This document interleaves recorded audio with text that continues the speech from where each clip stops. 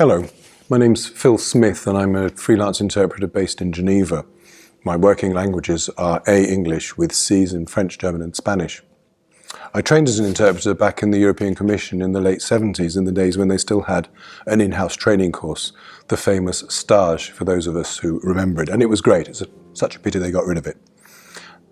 A little while ago, on this same website, on A Word in Your Ear, I saw the outgoing head of the English booth, Dave Smith, just taking stock a bit about what had happened in interpreting over the last 20, 25, 30 years. And I thought it was quite interesting. And I thought I could perhaps add my 2 pence worth as well to what he said. When a group of interpreters get together, you can be certain that one of the things that will come up is how the job has changed, how what we do has changed and the context in which we do it. And of course, one of the main things there is that a lot more is done in English than was done in the past. Now, we interpreters tend to say, well, people speak English, but it's a bit nebulous, and do they fully understand? And there's some truth in that. But the other side of the coin is that the people who want to maybe cut back a bit on interpreting have an interest as well. The budget holder also wants to spend the money that has been allocated to interpreting on other things. I don't know if they want to save it, but they certainly want to reallocate it. So it's an argument in which basically everybody has an axe to grind. But I want to go beyond that. I mean, really, we can see that English is used more these days and it's happening more and more at meetings. But I think there's more to the changing world than just that. One of the things that it really strikes me is the actual dynamic of meetings has changed. I'll give you an example. I mean, back in the day when I started out, you'd get to a meeting and the chairman would say, we'd open the meeting and he'd say, well, I have an idea that we should do this, this and this. And then the German would take the floor and say, well, I think we should do this, this and this and that. And then the Italian would say, but if we do that, shouldn't we really do that? And you'd have a discussion. People would actually connect. It would be, if you like, two-way traffic. I think the tendency nowadays is that people make a speech, but they don't really listen to what's going on. People, you could say, are on send rather than on receive.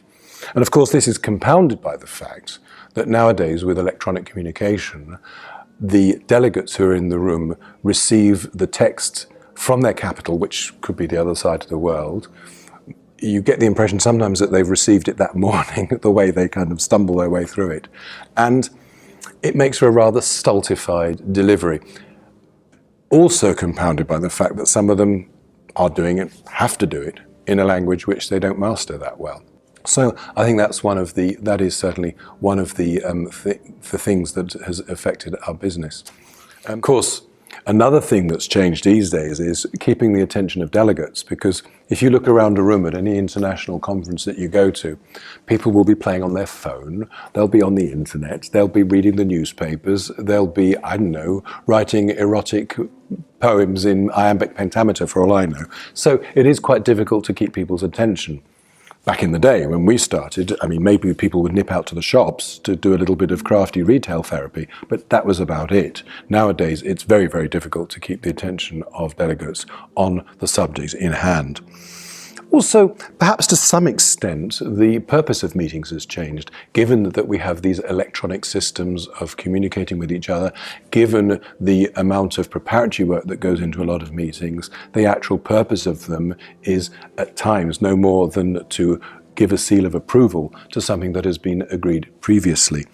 And also, sometimes you get the impression that the idea of meetings is to get to the meeting and finish it as quickly as you possibly can. There's a lot of pressure on the length of meetings.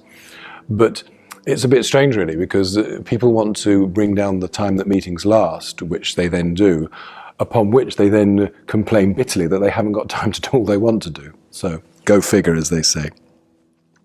Now, I think that there are a number of changes. I've outlined some of them: the nature of meetings, the use of language, the whole dynamic of meetings. And I can't offer a silver bullet to know what we have to do about this, but it strikes me that these are changes in the world, in our world, that we cannot afford to ignore. Thank you.